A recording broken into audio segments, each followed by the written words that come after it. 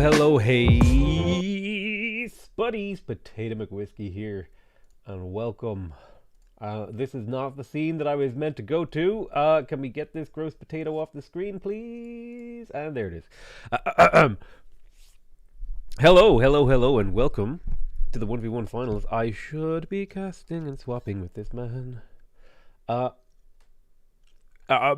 Yeah, we're going to be playing. Well, we're not going to be playing. We're going to be observing some very, very fine Civilization 6 here. And this is going to be the first time I get to observe a 1v1 game. It's going to be the very first time I get to observe a 1v1 game. And I'm pretty excited to see what happens here.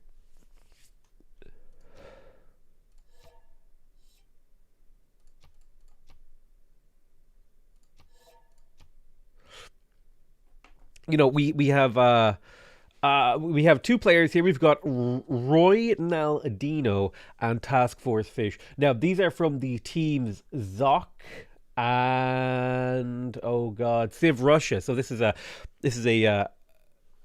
one of these players is Russian. I don't know which player is Russian, but another one of the players is from another team. So we're hopefully going to see here. Oh my god, I need to blow my nose. Hold on.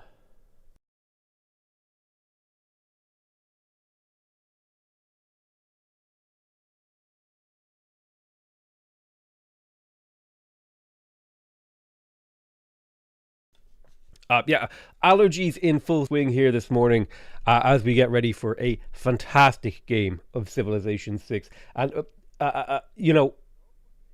hello, Michael. Good to see you this morning. I was just about to say I'm waiting for you to pop in and give me your insight into this game. It looks like the bands are starting.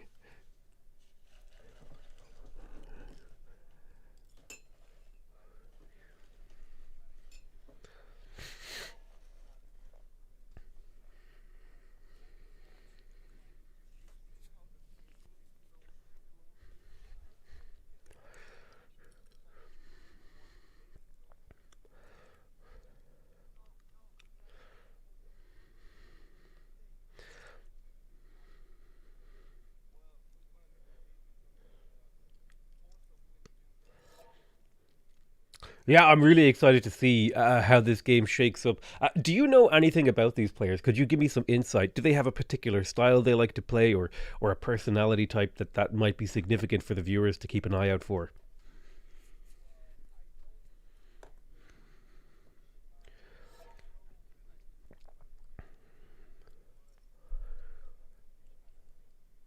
A man of all tricks. I don't know how to say it otherwise. He knows extremely well the game, and he's gonna do whatever it takes to get the win. It doesn't matter if he's gonna go out of his comfort zone. It doesn't matter if he's gonna pick a civilization that he doesn't particularly know how to play. He's still gonna shine. It is one of the most he is one of the most valued players in our community here.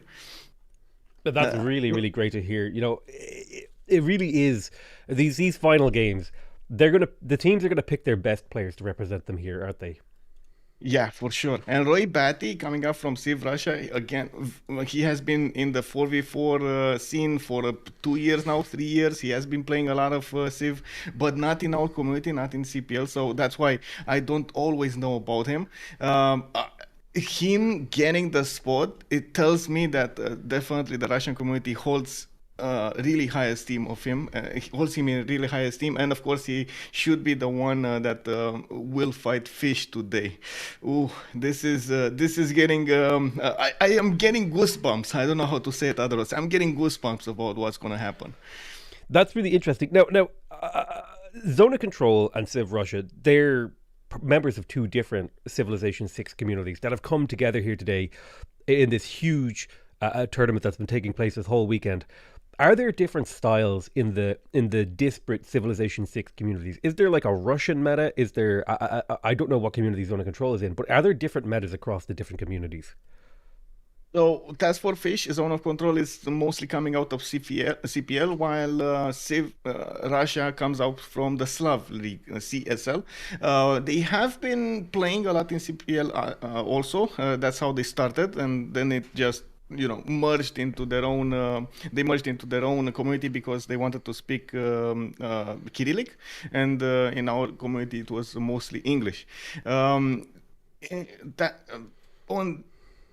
on the other side, I do feel like at the moment the Russian community is a bit more aggressive. But honestly, thinking like going through the thought process here and seeing what Task for Fish will do, he's and thinking back on other games and so on, he's also extremely aggressive. He's gonna take whatever chances he's gonna get to nail a builder, to get a settler, to poke his opponent, to get a pillage, anything that he can do to counter his opponent's shine. So I think both of them at this point, I can't say they do have like different styles. They're both men that will do whatever it takes to get a win. It doesn't matter if they need to go out of their way or not. Interesting. It's crazy that the thing about a 1v1 game, and correct me if I'm wrong here, is that normally there's a little bit of diplomacy, like, oh, I won't attack you, I won't pillage you, because you might have 3 or 4 people around you. In a 1v1, it's winner take all. Like, if you see an opportunity to step on an enemy scout or an enemy mine, you take it. There's no hesitation. Any damage you can do, any aggression, everything is on the table here. Yeah, for sure. And this is exactly why we like the 1v1 finals. It's gonna show us what the players can do in terms of predicting the future, in terms of seeming while worrying, in terms of standing on their own powers here. It is it is something that we always like to see. The games are usually much, how to say, much harder than the FFAs or 4v4s, and that's one of the reasons there aren't a lot of players that prefer the duels. You do need to have a certain composure when going into these games. And it looks like we got the first pick here. It is gonna be Gorgo. So, Gorgo tells me that he wants a strong early unit that can counter any fast horseman and also fight on its own. Would that be correct? Yes, for sure. I would like to even go further with this and say Gorgo, late game Gorgo, if you remember yesterday, was amazing. We actually 2 days ago when we saw those how do you call them, the +5 coming up in the late game, because he got the 4 military slot policy slots and then the one from Alhambra, and then he had fascism very early, and then he had like the army really early and everything. Yeah, it was amazing, especially because Gorgo's unique ability gives her extra combat strength for every military card she has. One quick thing, Michael, before we get into the game. Yes. I'm getting a little bit of crackling from your microphone. I don't know if you can fix that. So sorry to ask. Oh, give me a second, give me a second.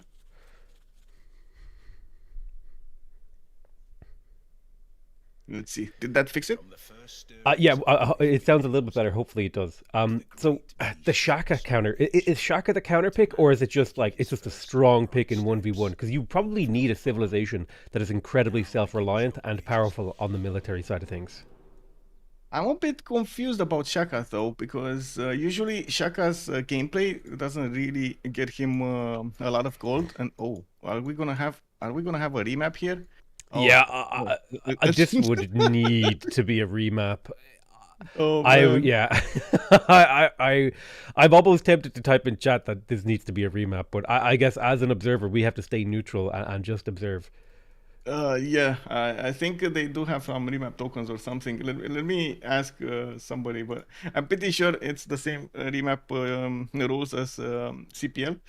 And remap's rules of CPL say if you can't settle 3 cities before shipbuilding in a 5 tile radius, you should remap. So he can settle only 2. Yeah, for sure. This looks like it might be a remap. That's just unfortunate, but you know that we do have these remaps because we do want to see a fair game. But this is an interesting map shape. I'll give it that, regardless of the need to remap. There's kind of a weird little peninsula up top here. It kind of looks like a little dog, or like a dog shark with a little fin on it. It looks like a spaceship as well, with the Yeah, two, how do you call it, from Star Wars, the one that had like in front of it the two engines or whatever they were. yeah. But yeah, I know the one you're talking about. That's it actually does. That's incredible. I do want to say that this spawn for Gorgo is unbelievably strong. Like this is setting the stars for him to win the game. Unbelievable. 2-3-1-1 fish in the capital with coffee tiles with Torres in the second city. Like I don't know what you can ask for more from this. Yeah, honestly, this is a little bit of an absurd start here. The map bias is real, and I can't help but feel like I've seen Torres so many times in this tournament that it just has been such a game changer in a lot of situations. Yeah, for sure. I do want to come back to the Task for Fish Zulu pick over here. Zulu is one of the nations that does prefer to go for Ikandas. It likes a lot to go for Pen Brush and Voice, and of course try to mix those bonuses in. Uh, uh, oh, I just got a crash. I don't know why. Yeah, I also crashed. That was very odd. Everybody crashed? Well, at least Well, that will force the remap or something. okay, W remap time. Yeah, kick W. Looking at Zulu, usually it does two things. One, it shines when it comes to those impies, and it can definitely do a lot of damage. Impy cores early than everybody else in the game. You do have a lot of production coming up from the Ikandas. You basically want to turn them if you get Warlord's Throne and everything. But then it has a period of which you in which you have to make a decision. You either go late game, that means you're gonna sacrifice your war, so you don't go for that medieval push, and until you actually get artillery armies and tank armies and so on, you're not gonna get to do anything with your military, or you're not gonna have the economy to do it. It's kind of tricky when it comes to that. Yeah, definitely. It does seem like I feel like I would almost give the advantage to the Zulu in the early game, and then the advantage to Gorgo in the late game. Do you think that's like a correct analysis? On a normal map, yes. On this map, no. No, We gotta, we just gotta just in say it. like general, just in general. Yeah, in general, I would say actually, I would say both have an advantage. Those hoplites are really strong. You don't want to handle even if they got nerfed to +7, they're still really strong. Really? Wow. Yes, Zulu does have a bit of an advantage when it comes to its early cores, as in the medieval one. But I've seen Zulus actually taking a beating at the beginning if somebody rushes them with horses and very early units. You know, Uh, you might be right actually. Uh, there's definitely a window of vulnerability here for Shaka if Gorgo can choose to poke in and cut him down at his knees, so to speak. Yeah, exactly. It is surprising. You think, of course, Zulu, very warlike nation, he should be up to the challenge of any time and anything. But most of the time, when players do prefer to uh, put down their ikandas and finish barracks or stables in them, and like do all of those things before they do anything else, that kind of opens them up a lot in the game. Oh, wait, we do have a respawn here. Oh. Yeah, I think Now this this looks much better. respawn looks a lot more favorable. No more Torres, but definitely this looks like a fighting kind of match now. Okay, so that's why we dropped here. Okay, yeah. This doesn't look anymore like one of those instant remaps. Okay, okay. Whew. Danger averted. Danger averted. Yeah. A crisis avoided, Batman. Now, tell me a little bit about each of these starting locations. Taking a quick glance at like Sparta, for example. How do you feel about that? I feel it has a lack of production, though. It's going to be a bit more expensive than usual. He only has a 2-2 deer tile to work, no 2-2 base, no tile for his Acropolis next to his capital, which is going to be an issue. He's going to need to put it somewhere else and maybe get a wonder or something to get its adjacency. And other cities, I like the other cities I get. Well, wait. Other cities, one to the southeast on the lake. Again, not that big in hills, so I don't know. This doesn't look like extremely ideal situation. Seeing this after the remap, it is 100 like on the opposite side right now. Not that much production. We don't have a lot of other good cities. It looks like Gorgo here will have to make do with whatever he gets his hands on. It's gonna be a challenge. Yeah, definitely. It looks like it's going to be a challenge for both players, to be honest, because I don't know if I would say that these are excellent starts. I guess the Zulu does have that brilliant 3-1 fish tile, but I don't think that's enough to really carry you. I think you need a better start out of the gate here. I think the thing we can say here is, though, that it seems like both players are going to equally struggle in the early game, which might be more interesting to watch than if both players had an amazing early game. It would be interesting to see how they adapt to the slightly lower quality starts. Yeah, I can say I totally agree with that. Usually, it does make for a much more interesting game when you do see both players trying to adapt. Then just get Torres out of the bloom and have a set advantage. I have like the marginal opinion that Zulu's start is a little bit better. It feels like a lot more hills. The tempo of that fish that you mentioned is gonna give him more population to use those hills.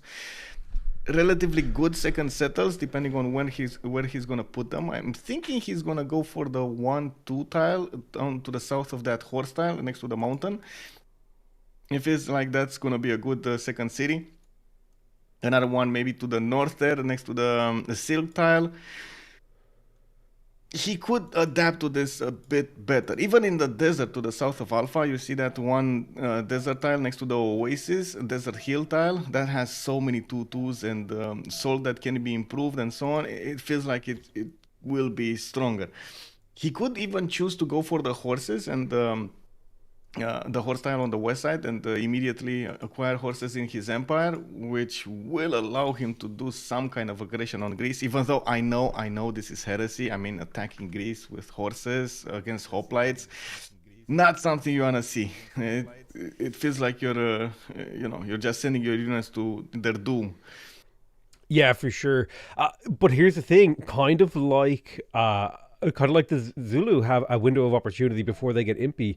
There is a window of opportunity before Greece can have enough hoplites out to stop horses. Because I'm pretty sure you can get horses out faster than they can get out spearmen, depending on how you go through the tech tree.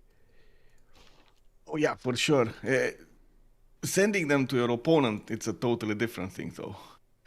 As in, let's see the scouting. Let's see if they're gonna actually meet each other before turn 8. Maybe they can see their city's strength, garrison strength, so they can predict if somebody has a relic. If somebody has classical units out or not, or even hoplites. I wouldn't discount that. Maybe we're gonna see that aggression with the scouts even though, honestly, looking at what's going on here, Greece going for settler coming up in 5 turns, and he didn't go for his second scout. Same can be. Oh no, Fish is gonna go for the second scout. Okay. And it's safe to say that going 2 scouts is what we would consider standard play. It's the safe move, right? And going for the fast settler after the scout, is that more of a greedy play? You're kind of making a little bit more of a casino play.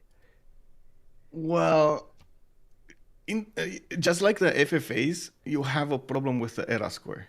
You have to get somehow enough era score for your golden age, and I would say actually it's harder than in the FFAs because in this type of game, you don't have a lot of players to meet. You don't have a lot of city states to meet. There are only 3 on the map, and that one wonder that you first meet, that one civilization that you get to meet, that everything, like one city state that you might get an envoy in, or to use some money and so on to get some era score, might push you over that threshold. Probably it's one of the reasons both of them got civilizations that can get the +4 era score from unique things. One Sparta for hoplites, Zulu for his Ikanda, and so on. So I'm thinking they're gonna try as much as possible to rush that golden age here before anything else. Let's see if they're gonna get the remap here.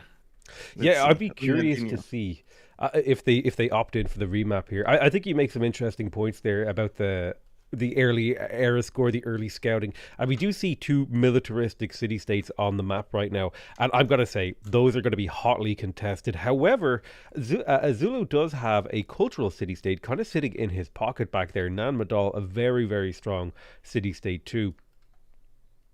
And Uh, he's coastal. And he's coastal. Yeah, Wow. definitely. That could really carry his culture game. But here's the thing: Gorgo is gonna know about Nan Madol if Zulu ever gets suzerainty of them, and then That's she can a fight good them for them. thing. So, Yeah. which of these three city states do you see the players most contesting most of all?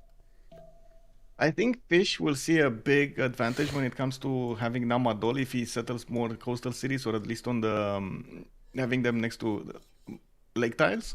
The other one would be a cat. I don't think Volin would be that contested. Yes, it's important to get general points, but let's be honest with this. They're gonna put down in Camons. They're gonna definitely get the generals anyway. Yeah, for sure. If anything, Wolan will be more important for that little bit of production you get for producing units. In particular, just putting 1 point into them, especially for Yeah. Zulu, because they're going to be wanting to build their barracks. Because Zulu can almost build an economy off of encampments in some ways. Oh yeah, for sure. Couple that with pen brush and voice, it is gonna be a very productive way of getting his units out. I was just having a little bit of scan around the map. There is a Torres in this game. However, it's in a completely sort of inaccessible position, so it's unlikely to affect the outcome of the game. Are there any other natural wonders on the map right now that you think might have an impact? Mount Vesuvius to the northeast of Sparta, and I was trying to figure out where is that Torres. Oh, I see the Torres. Okay, that's probably not gonna be settled by anybody.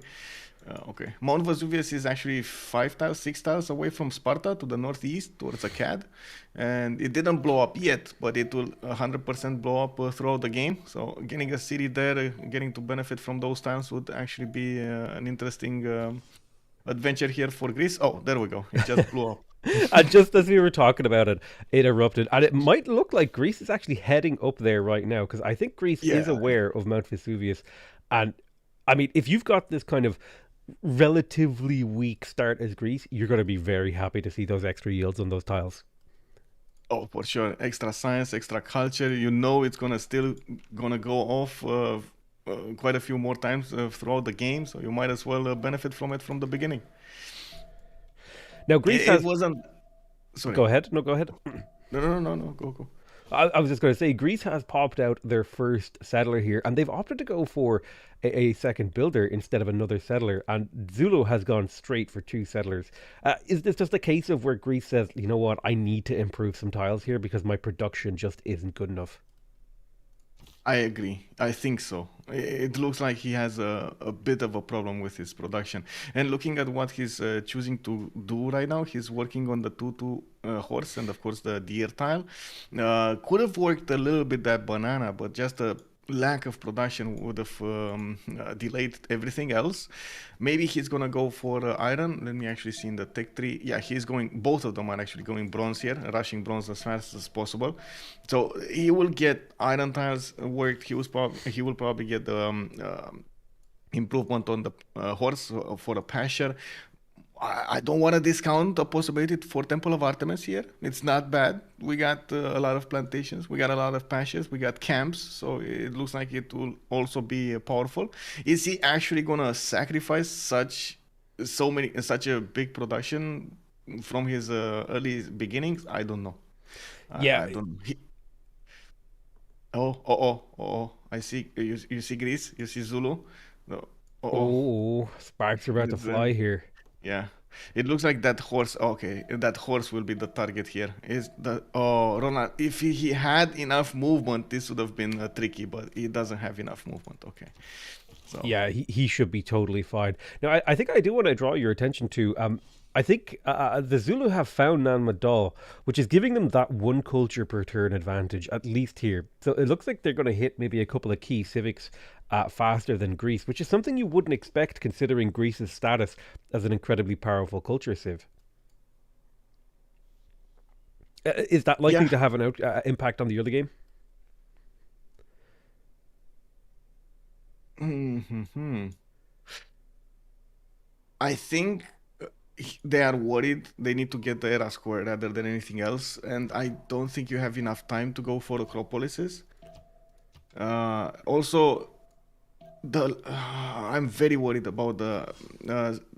Sorry, I got distracted a little bit, and I forgot I didn't get the early beginning of the. No, hey, listen, you're totally fine. Zulu found Nan Madol, so they have one more culture than Greece right now. Is that going to maybe affect the early game, or is Greece totally No, fine? no. No, I think Greece is totally fine. He's gonna get the extra culture from Mount Vesuvius and the science. He just went for the science instead of the culture. If you see, he is in the city of Knossos. And coming back to the opening moves for both of the players, they're probably gonna go for monuments anyway. Yes, there will be some form of discrepancy between them, maybe like a 1, 2, maybe sometimes 3, 4 points. But in the end, in like when you're talking about 30 turns from now, I don't think it will matter that much. What I do think will matter is if they do get that golden age, because that will affect another 30 turns. Yeah, for sure. And it looks like Gorgo is valuing the extra era score from picking up her unique unit so highly that she decided to pick up the science from Vesuvius, like you said, to try and finish that bronze working any amount of Now turns they're sooner than tied. she can. Yeah, they're tied actually. 4 turns bronze working, both of them. Absolutely. And both of them here are going to pick up 4 era score from building something from bronze working, which is probably why they're favoring it so highly right now. I think so. I think so. This is gonna be a problem. If you take a look, we got Roy Batty on 13 out of 19 points. Dance for Fish is 9 out of 19 points, and at the moment they still have what to build to get those extra era score points, but will they get the opportunity to get those? I do want to say this is, I think, the first game in this CCC that we actually get to make a prediction on our channels, by the way. If you didn't do it, I really suggest we get the community involved right now, all of our viewers, to vote and win more points. Oh my god, you're actually right. Hold on, I'm going to run a prediction right now.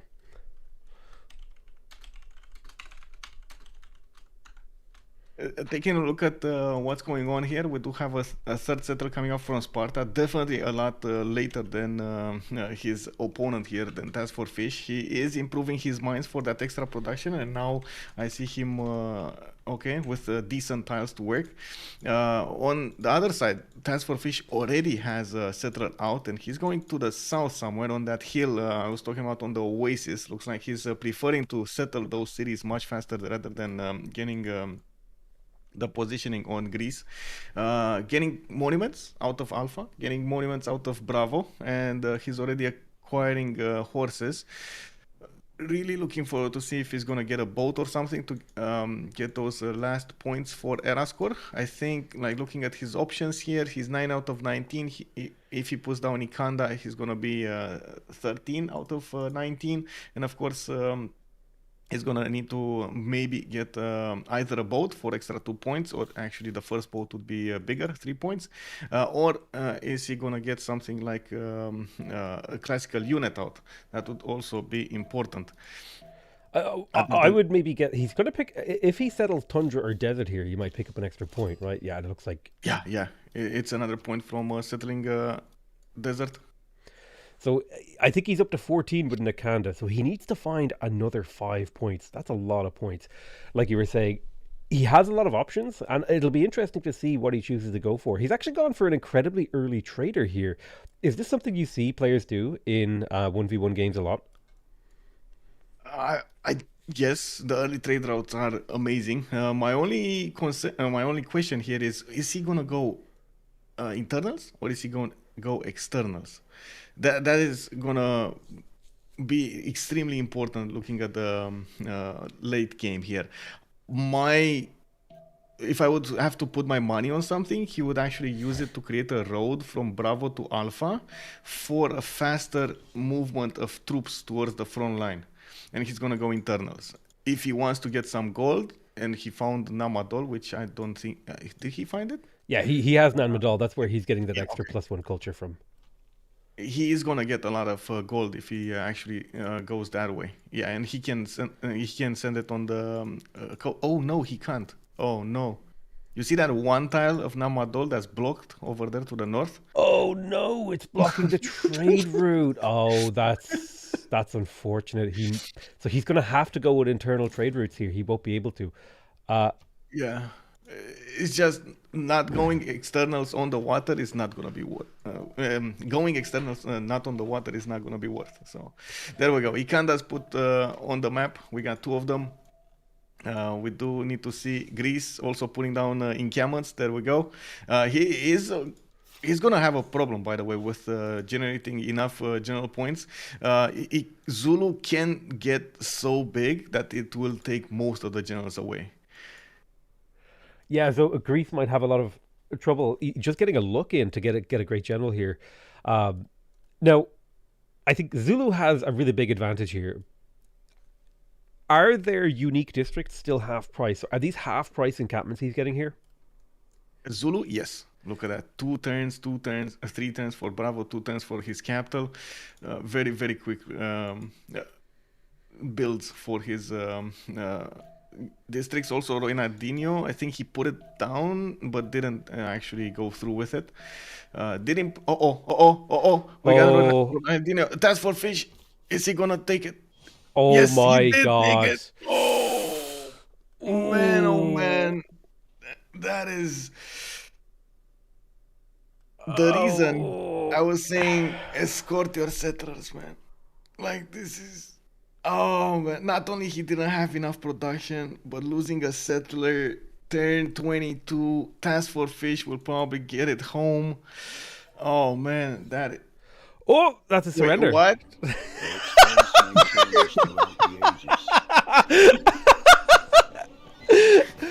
History is written. Wait, what? I need to quickly end my prediction before people buy Yeah, how? points. How do I Quick, I don't know need how to end submissions before people stop the put it in. prediction? Wait, how do you do that? I don't know. I think I'm going to null and void that prediction because the points weren't in yet. I mean, honestly, all of my viewers were putting like in Task for Fish. This was I do like what? 20 minutes of plays and that's it? Oh, I man. mean, at that point, you lose a settler. I think, yeah.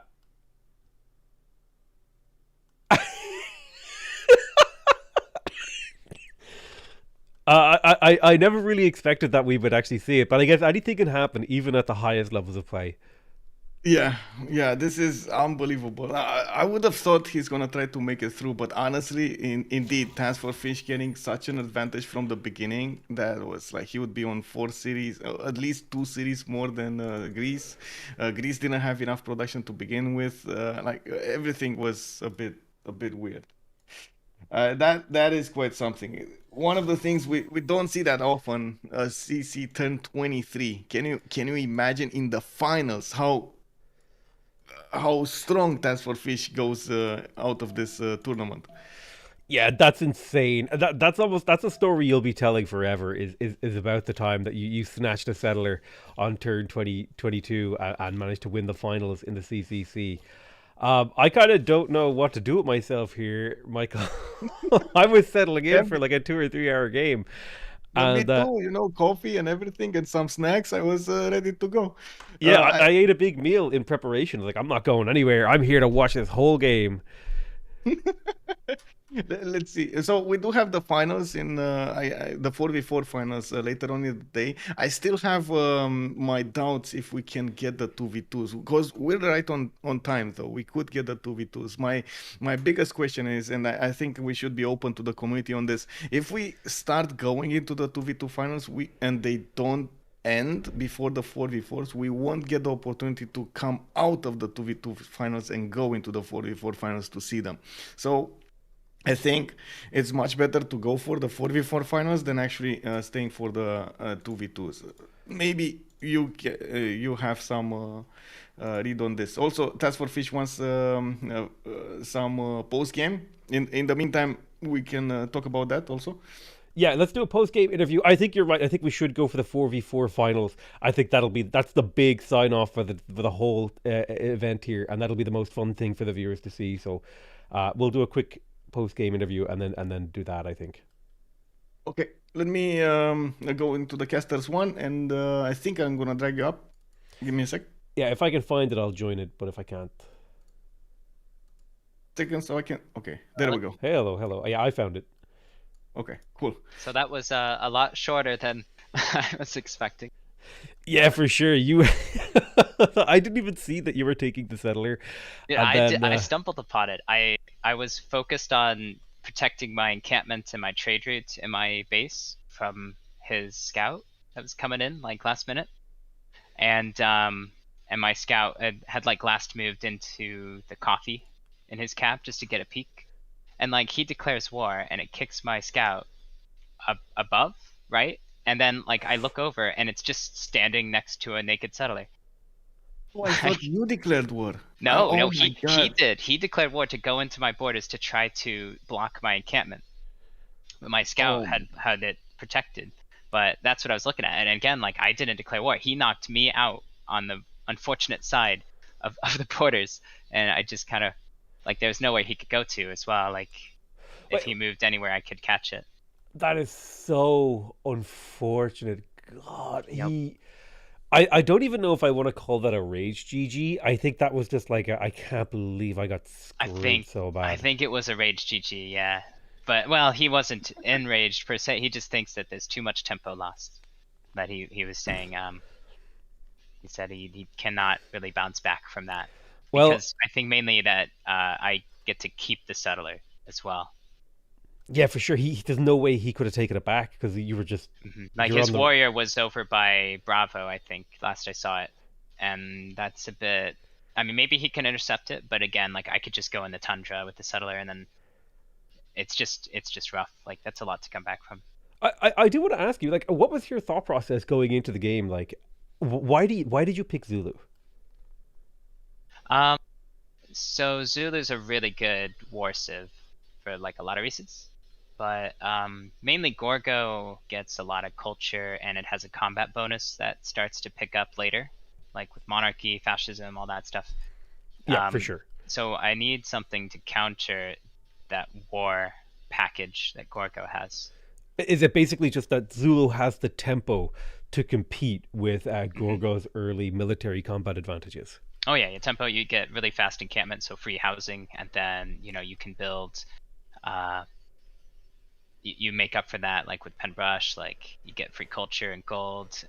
Your buildings give you extra culture, and if you're going to war, if you're going to be fighting a lot, like Zulu's a civ that's going to have it's going to have that advantage from building like its unique district and its unique unit. While Gorgo can't really use the unique district as early. If Yeah, it for has sure. to go encampment, it's awkward, right? Because your capital wants to build like an encampment and then like a government plaza, not really the Acropolis. Yeah, that's the interesting thing about a 1v1. You kind of have to go encampments, right? Because those great generals, that production towards military, it all is just so incredibly important to actually just survive and then actually maybe sim a little bit. It also has to be a healthy distance. Like if we're really close, he's gonna kick my ass because hoplites are really good at close range. He could just spam them, and I would need swords to defend, and that takes 10 iron each. So it's a bit of a gamble, right? Like if I'm too close to him, I'm in trouble. But if there's a healthy distance, then I can survive until like Impy, and then Impy core spam. Like that's just he can't defend against that easily. So that's kind of the sweet spot, and it looked like we had some good distance on that map. Yeah, for sure. You guys Yeah. had enough distance between you, and then it's kind of like a role reversal. Then once you get to Impy cores, he kind of needs like what, muskets, and then that's even then that might not even be enough. Is there a counter to the Impy spam, or is it just sort of a ticking time bomb in a 1v1? I think yeah, because of the you can just kind of throw away the MP. They're so easy to produce and so cheap, and like I could trade 2 for 1 at that stage, I think, and it doesn't matter. Like he can't keep up if I do it right. That was the plan, but yeah, I guess we'll never know of that. Yeah, we'll never know because the roll of the dice there just handed you the victory, and in some ways, I'm a little bit disappointed. I am too. Yeah. I guess it does help because I've been like liaising with my team. We were bouncing back and forth if I was going to play this or not, because I want to play a game later today. You know, there's a lot of cool game modes later today, so Yeah, for I sure. didn't want to be stuck in like, we're in atomic information age and slugging it out in a duel. Yeah, for You are sure. extremely close in points with Cars and everybody else. What do you think about the endpoint here? Do you think you're gonna manage to keep your first place like you did in the last few days? I don't know if we'll get the first place. We'll see. We'll try. Well, I Keep mean, the at it. points from this game, from this free win you just got, that's gonna help. It will, yeah. I think it'll help us maintain our top placements, but yeah, I don't know if we can. See, Jess and I were visiting family yesterday, so we couldn't really play at all. Like I squeezed in a duel early hours, and then just was busy all day. So we missed out on some games that could have helped, I think, because we feel that we have a great clan. We got some new people that we're training up, so I think we lost a bit of points yesterday. A lot of the momentum, but hopefully we can build that back up today.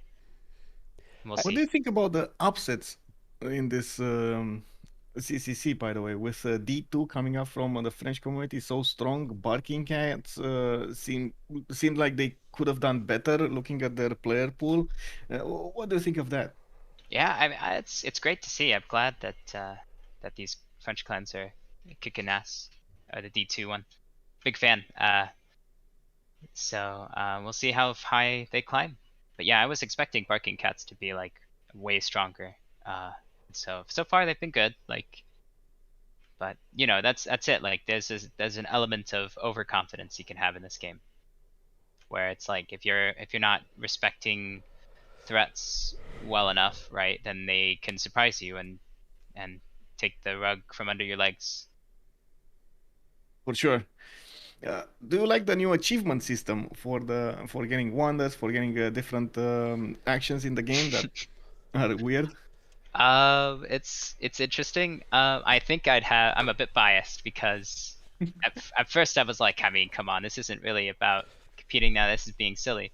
But then, the very first game, I am in a position where I can do like almost all of them in one game, and so I don't know. It made me like it more just doing them all and still like going for the win. But it's unique. I overall positive, but I can see where people can get frustrated with it. And then there's a degree of you'd have to be careful. Like I guess obviously if the game is gonna go to like 140, 150, then everybody's like the top people are always gonna complete the civic tree. Yeah. So Yeah, I for don't. I sure. think there's a couple of them that could be tweaked. Like it should be like before turn, 120 finish the tech tree, or maybe 130 is more realistic. I don't know, but you can't just be like automatically gonna happen without much effort type of thing. You have to have them be Yeah, in I get you. balance. It's almost like some of them are just like, if the game goes long enough, you get bonus Yep. points. Yeah, exactly.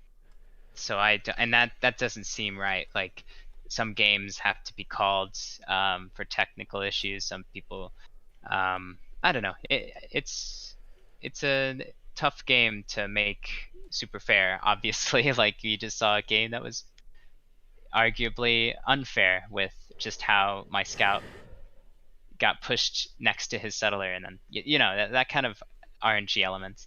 And to a degree, like that's random, that's luck. It is also like he should have probably kept a unit back to escort it, but I don't know. I like overall though, the achievements are cool.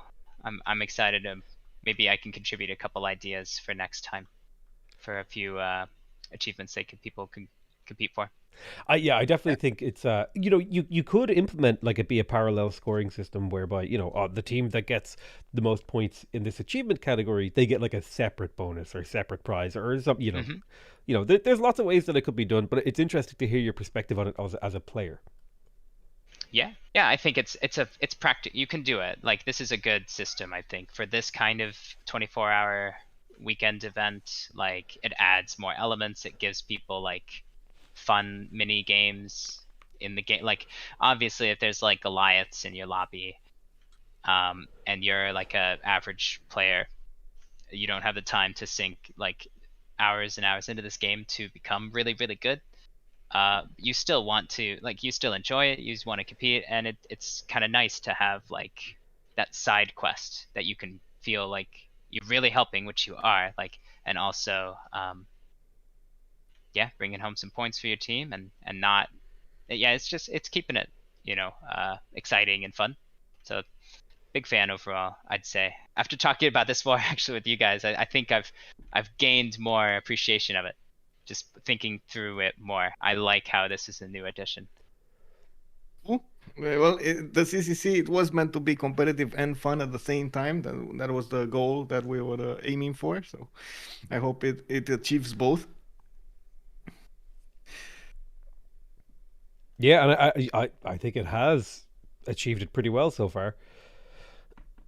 I've had a great time, and I've seen some really, really fun competitive games. Task, you've said you played in a few games. Is there a standout moment in the tournament so far for you? Or in the event, rather? I mean, I loved how I started off with the Free Sim Germany. Got to, like, great tempo, great great development on everything. Got all my districts down super early. That was really fun.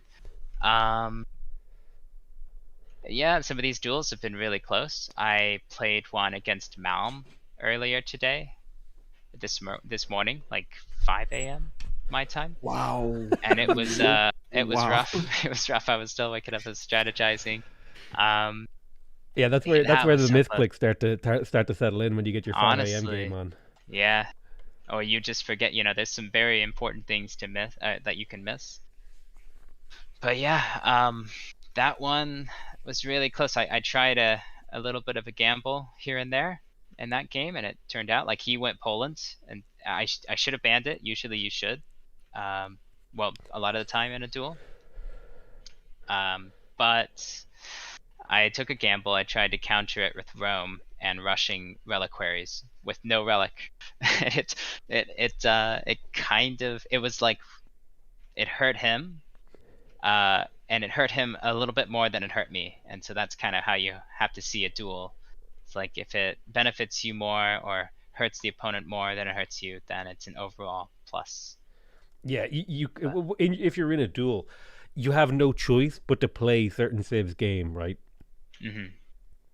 And so that's an interesting insight. Is that I'll essentially light my empire on fire just to like let the smoke blow over your empire. Exactly. Oh my gosh, exactly. I super appreciate your insight as a player and your candidness, and it's been a pleasure to talk to you. I don't really have anything else to ask you. I don't know if OnSpot wants to keep chatting away. No, I just want to say thank you, Task. It was an unbelievable 23-third win over Thank you guys so much for casting and the chat. Always appreciate it. It's great to see casters showcasing this great game. Yeah, and it's great to see amazing players with a passion for the game come together like this. Thank you so much, Task for Fish. All right, see you guys. See you.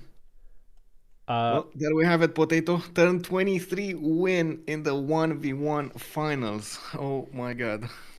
Yeah, I don't think either of us expected that going into the game, Michael. But I guess we'll be back for the 4v4 final tonight. What time is that happening? How many hours from now? Let me actually take a look over here in the schedule. It should be 4v4 finals. That's actually the last game. It's 1700 GMT. So that is in 7 hours? No, 5 hours. No, 5 hours. Yeah, so 5 hours from now, set your clock, set your reminders. 5 hours from now, there will be an incredible. People are wanting us to do a 1v1 right now, but you know what I'm going to go do, Michael? I'm going to go take a nap. I'm going to go rest up and be ready. Get that energy up. I need to also eat something. I didn't manage to eat anything in the morning, so my stomach right now is. Yeah, my stomach is also doing the same. Maybe one day we will do a 1v1 to fill time, but I don't think that's going to be today. It's been an absolute pleasure casting you. What it may have actually be the fastest 1v1 game in Civ 6 history, at least in a competitive scene. And I'll see you in 5 hours for the 4v4 finals of this entire event, where we get to crown the winner of the CCC. Oh my god, I can't say it. You say it, please. CCC8 edition. Thank you. You really helped me out there. No problem. Do you need a link for the OneDrive, or maybe you want to share it with? Let me actually share it in the channels over here. Yeah, if you throw me the link, I'll share it to my community so people can check out the scores and stuff. Yep. I think I shared it. It's fine. My cat, when we were doing the interview, really wanted to be pet, and he just slammed on my desk in front of me, and he was like, "Pet me, pet me, pet me." Oh man, you gotta love pets, man. They get in the way in the most perfect moments, and they're so distracting. But God, you can't help but love them. Yeah, exactly. Yeah, Okay, I'm gonna buzz off here, Michael. Pleasure to see you. Pleasure to talk to you. I'll catch you later. Same. Have a good nap. Bye. Catch you later, man. All right, guys. Well, that might have been the fastest 1v1 game in Civilization tournament history. We're going to have to go talk to the Guinness Book of Records or someone to see if that's true. I'm going to go ahead and rest up 5 hours from now. Check it out. Same place, Twitch TV, Potato McWhiskey, Twitch TV, OnSpotTV, or you can check us out on YouTube. I love you all very much, and I'll see you guys next time. Bye.